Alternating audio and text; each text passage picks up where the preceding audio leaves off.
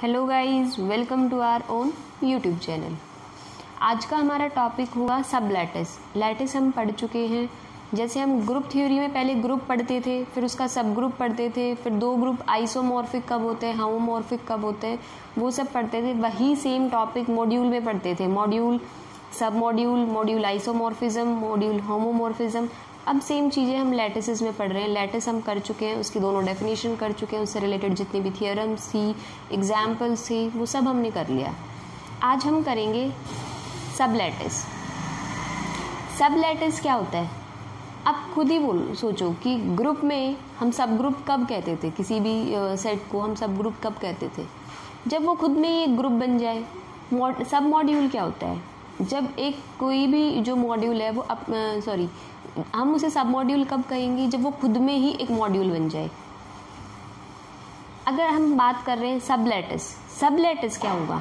सब लैटिस अपने आप में एक लैटिस होता है कि वो अपने आप में अगर लैटिस की प्रॉपर्टीज़ को सेटिस्फाई कर रहा है सारी, तो हम उसे सब लैटिस कहेंगे। जैसे ग्रुप थ्योरी में सब ग्रुप और सब मॉड्यूल के लिए हम डायरेक्ट चेक करने के लिए हम सारी प्रॉपर्टीज़ चेक नहीं करते थे, डायरेक्ट हम ये कह देते थे कि भाई इसमें सब्ट्रैक्शन होना चाहिए, इसमें क्लोज होना चाहिए अंडर मल्टीप्लिकेशन, इसका इन्वर्स एग्जिस्ट करना चाहिए। इस तरह से सब लैटिस में क्या होगा? अगर L कोई भी लैटिस है और उसका कोई भी नॉन एम्प्टी सबसेट S है, उस S को सब लैटिस कब कहेंगे इस L का? अगर वो दो ऑपरेशंस के अंडर क्लोज्ड है। वो दो ऑपरेशंस कौन से होंगे? जॉइन और मीट।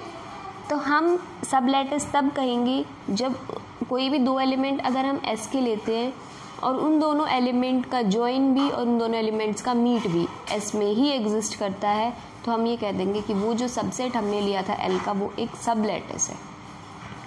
ठीक है, आपको एग्जाम्पल से और बेटर समझ आएगा। Let's have a look. Example: the set Dn of divisors of n is a sublattice of the natural number n under the relation of divisibility।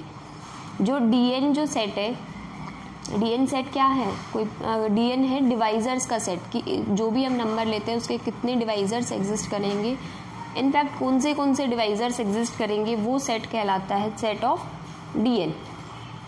तो हमें ये शो करना है कि वो जो Dn का सेट है, डिवाइजर्स का सेट है, वो एक सब लैटिस होगा।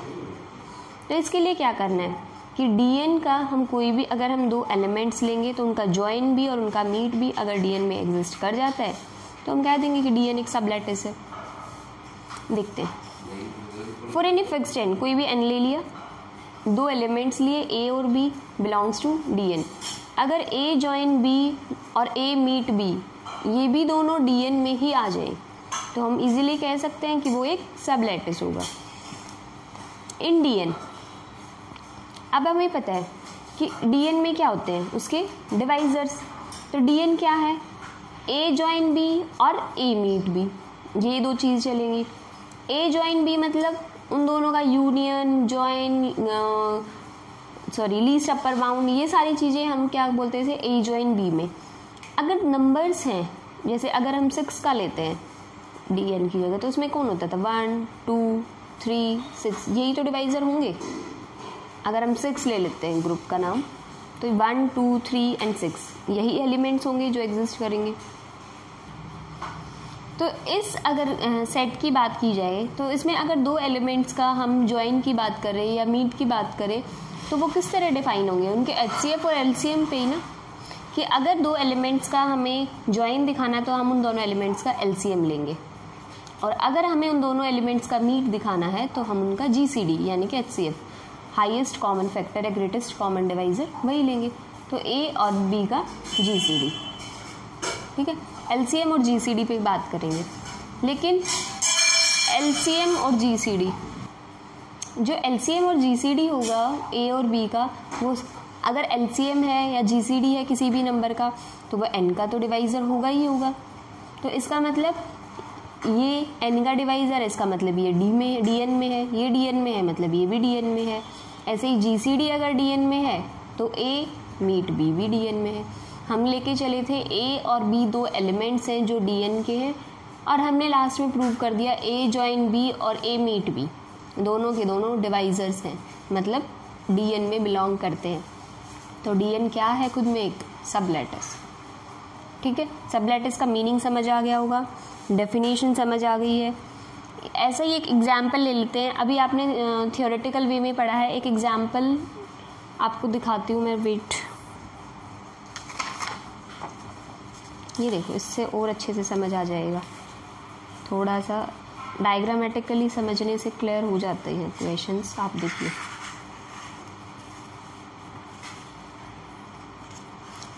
एक लैटिस आपको दिया गया है, ये दिख रहा है, ये एक लैटिस है।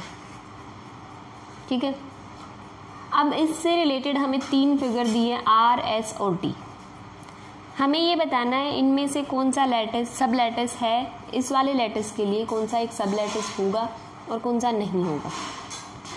ठीक है, तो पहले खुद से ट्राई करना, और अगर नहीं समझ आता है तो आप वीडियो को यहाँ पॉज कर लीजिए, या फिर कुछ देर के लिए साथ साथ नहीं समझ आया है तो एक बार खुद ट्राई करके देखिए, फिर वीडियो प्ले कीजिए, स्क्रीनशॉट ले लीजिए, पहले समझिए, कैसे भी, पर आपको टॉपिक क्लियर होना चाहिए।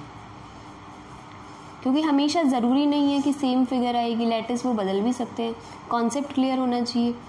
तो एल लैटिस है, इसके लिए हमें पता करना है क्या इन तीनों में से कौन सा सब लैटिस होगा या कौन सा नहीं होगा। सबसे पहले आर की बात करते हैं। अभी हमने सब लैटिस सीखा है। सब लैटिस में क्या था कि इसके जितने भी एलिमेंट्स होंगे, अगर हम आर से कोई भी 2 एलिमेंट्स उठाएं तो उसके दोनों का जो जॉइन और मीट होगा वो आर में बिलोंग करता हो। सिंपल, हर एलिमेंट का जॉइन और मीट चेक करते जाओ, क्या वो बिलोंग कर रहा है? नहीं। तो सिंपली तुम्हें डायरेक्ट दिख रहा है अभी के लिए तो ए और बी, इनका मीट, क्या इनका मीट तुम्हें दिख रहा है? इनका मीट अगर एल में देखो तो ए और बी का मीट तो ओ है, तो क्या इसमें ओ बिलोंग कर रहा है आर में? ए भी इसमें है, बी भी इसमें है, लेकिन इन दोनों का मीट इसमें नहीं है। ए और बी का मीट तो आर में है ही नहीं। ठीक है, जैसे हम यूनियन और इंटरसेक्शन की बात करते थे टोपोलॉजी में, सेम उसी तरह है ये। तो ए और बी जो है वो तो इसमें है सेट आर में, लेकिन इन दोनों का मीट सेट आर में नहीं है। तो क्या आर एक सब लैटिस होगा? नहीं।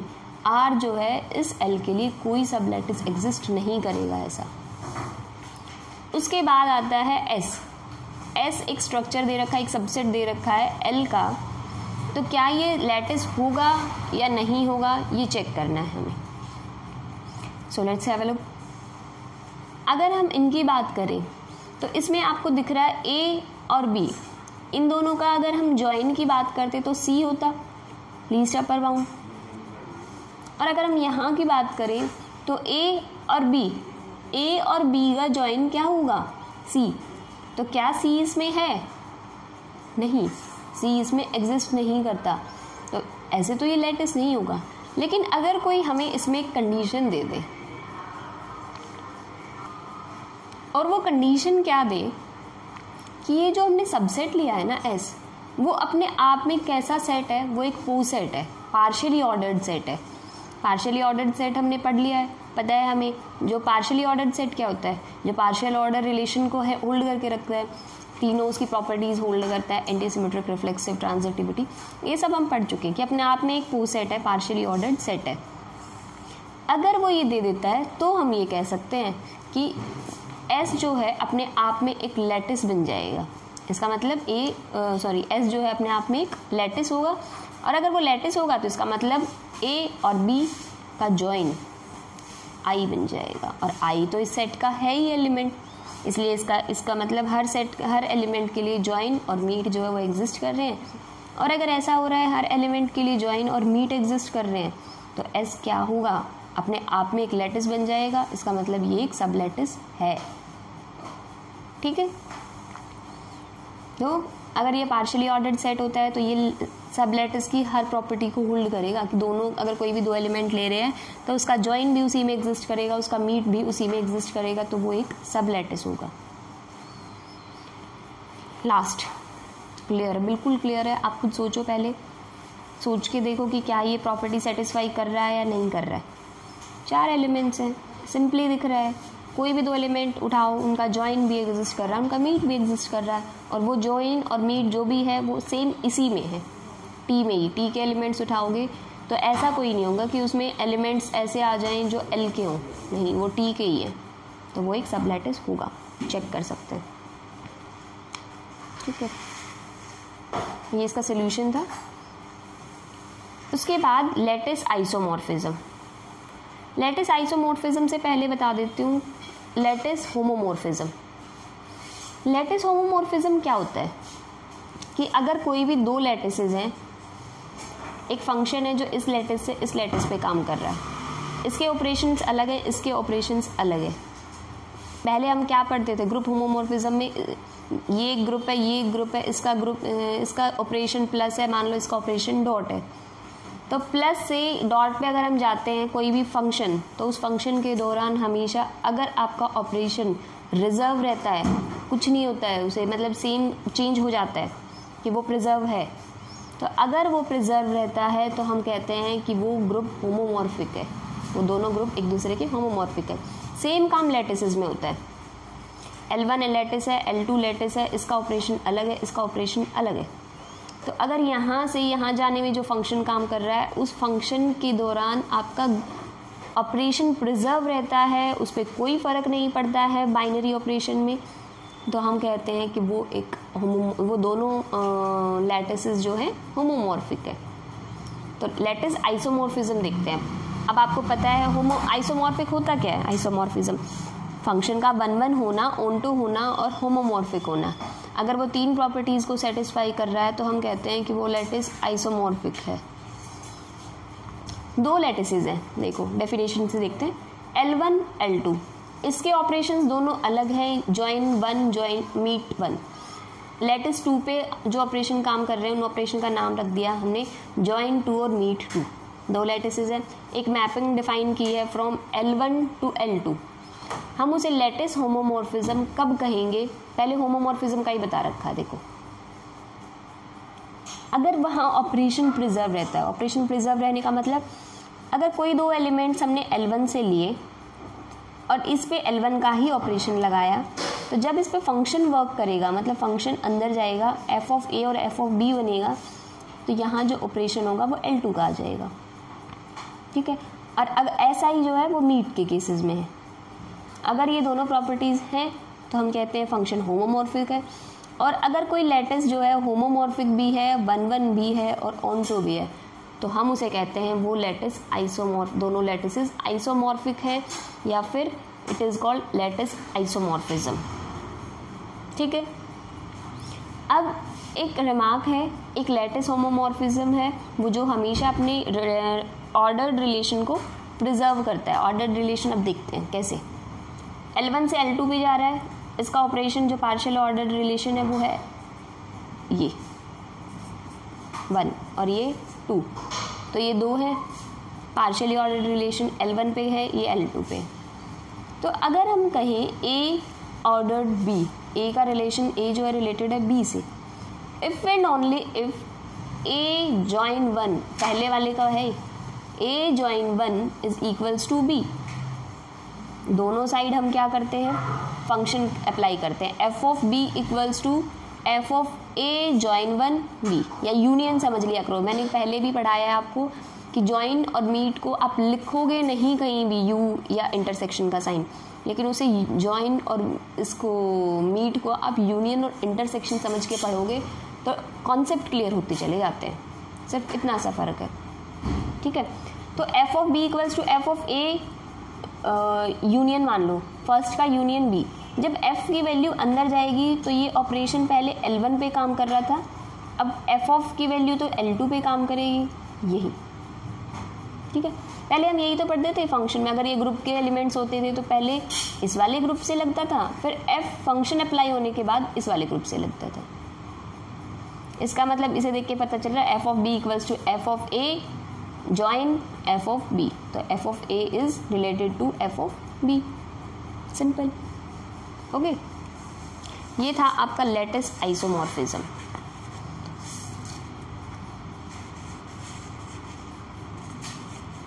तो अब हमें पता है लैटिस आइसोमॉर्फिज्म जो है ऑर्डर रिलेशन को प्रिजर्व करता है। तो आइसोमॉर्फिक लैटिसेस जो हैं वो सेम डायग्राम से भी रिप्रेजेंट किए जा सकते हैं। अगर दो लैटिसेस आपको आइसोमॉर्फिक दे रखे हैं, ठीक है, दो लैटिसेस दे रखे हैं आपको आइसोमॉर्फिक, तो आप दोनों के जो डायग्राम बनाओगे ना वो सेम हो सकते हैं, ठीक है, सिर्फ वर्टिसेस रिप्लेस होंगे। यहाँ अगर उनके प्री इमेजेस हैं तो यहाँ इमेजेस, क्योंकि अगर आइसोमॉर्फिज्म एग्जिस्ट करती है तो एक फंक्शन ही तो है दो लैटिसेस से, ठीक है, एक फंक्शन ही तो एग्जिस्ट कर रहा है, दो लैटिसेस हैं उसके फंक्शंस एग्जिस्ट कर रहे हैं, वही तो है लैटिस आइसोमॉर्फिज्म। तो अगर इनका डायग्राम बनाओगे तो सेम डायग्राम बनता है, सिर्फ यहाँ प्री इमेजेस लिखी होती हैं और यहाँ उसकी इमेजेस का सेट लिखा होता है। ये भी एग्जाम्पल देख लेते हैं। देखो ए कोई भी सेट दे रखा है ए बी, जो लैटिस बन रही है वो बन रहा है पी ऑफ ए, मतलब पावर सेट वाला। पावर सेट अपने आप में एक लैटिस है, कौन से ऑपरेशन के साथ है, कंटीन वाले, ठीक है। Is isomorphic to the lattice D6 के आइसोमॉर्फिक है ये कह रहे हैं। और D6 में कौन सा ऑपरेशन है, जैसे P ऑफ A में कंटीन वाला ऑपरेशन था, ऐसे ही D6 में कौन सा ऑपरेशन है, D6 में ऑपरेशन है डिविजिबिलिटी का।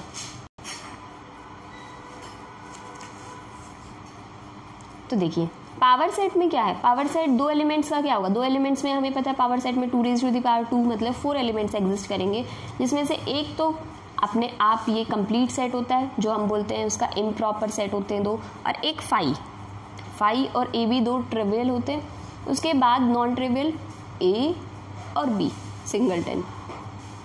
तो ये पावर सेट है और हमें पता है इसमें रिलेशन कौन सा है, कंटेन वाला। इधर आते हैं D6 में कौन से एलिमेंट्स होंगे, कौन कौन है इसके डिवाइजर्स, 1 2 3 एंड 6, और इसमें ऑपरेशन कौन सा होगा, डिविजिबिलिटी का, ठीक है, डिविजिबिलिटी का। तो ऐसे डायग्राम बनाते हैं इनके लिए, ऐसे डायग्राम मतलब फाई ए बी और इन दोनों का यूनियन ए बी। ऐसे डायग्राम आपने सीखा हुआ है, मैंने पहले 2 वीडियोस पहले, अगर नहीं समझ आया तो पहले 3 वीडियोस पहले मैंने आपको समझाया था ऐसे डायग्राम क्या होता है। इससे लास्ट के 3 पार्ट पहले जाके आप देखोगे तो आपको समझ आ जाएगा। ऐसे ही इसका अगर आप डायग्राम से या ऐसे डायग्राम बनाते हो तो इसमें क्या होगा, 1 किसको डिवाइड करेगा, 2 को भी और 3 को भी, 2 और 3 किसको डिवाइड करेंगे, 6 को। इसमें कंटेन वाला रिलेशन था, इसमें डिवाइजर वाला रिलेशन है कि phi is contained in set A, phi is contained in set B, A is contained in A B and B is contained in A B B.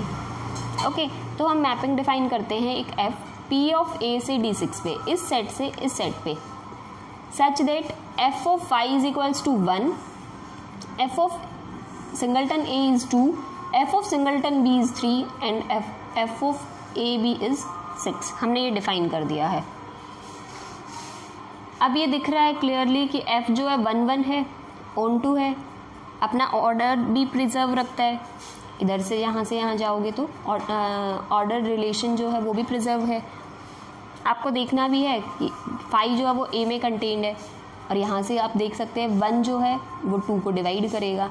इसका मतलब एफ ऑफ फाई जो है वो किसको divide कर रहा है, एफ ऑफ ए को। मतलब एफ ऑफ फाई अगर ए में कंटेन्ड है और हमने प्रूव कर लिया एफ ऑफ फाई डिवाइड कर रहा है एफ ऑफ ए को। सो 1 1 हो गया, ऑन टू हो गया, और उसका जो ऑर्डर रिलेशन है या फिर हम कहते हैं जो ऑपरेशन है वो भी प्रिजर्व रह रहा है, क्योंकि इधर से इधर तक आने में जो ऑपरेशन होता है अगर वो प्रिजर्व हो तो होमोमॉर्फिज्म होता है। यहाँ जो ऑपरेशन था वो कंटेन का था और यहाँ डिवाइड का था, तो इक्वली वर्क कर रहा है, कंटेन से इजीली एफ लगते ही डिवाइड पे आ गया। तो फंक्शन एफ जो है वो क्या है, लैटिस आइसोमॉर्फिज्म, और फंक्शन किस पे काम कर रहा था, पी ऑफ ए और D6। तो P ऑफ A और D6 एक दूसरे के क्या हैं, आइसोमॉर्फिक। ओके, तो आज के लिए इतना ही रखते हैं। नेक्स्ट टाइम हम कुछ लैटिसेस के, सब लैटिसेस के टाइप पढ़ेंगे कि बाउंडेड लैटिस क्या होता है, कॉम्प्लीमेंटेड लैटिस क्या होता है, डिस्ट्रीब्यूटिव लैटिस क्या होता है, और उनसे रिलेटेड प्रॉपर्टीज़ पढ़ेंगे। ओके, लैटिस से क्वेश्चन 100% आता है एग्जाम में, कभी ऐसा नहीं हुआ है कि लैटिस से क्वेश्चन ही ना आए। इंपॉर्टेंट टॉपिक होता है लैटिस अपने आप में। सो आज के लिए इतना ही। Thank you guys for watching my video. If you like it, please like, share and subscribe my channel. If you have any doubt, any query, you can message me on Instagram or ask your question in the comment section also. Thank you guys.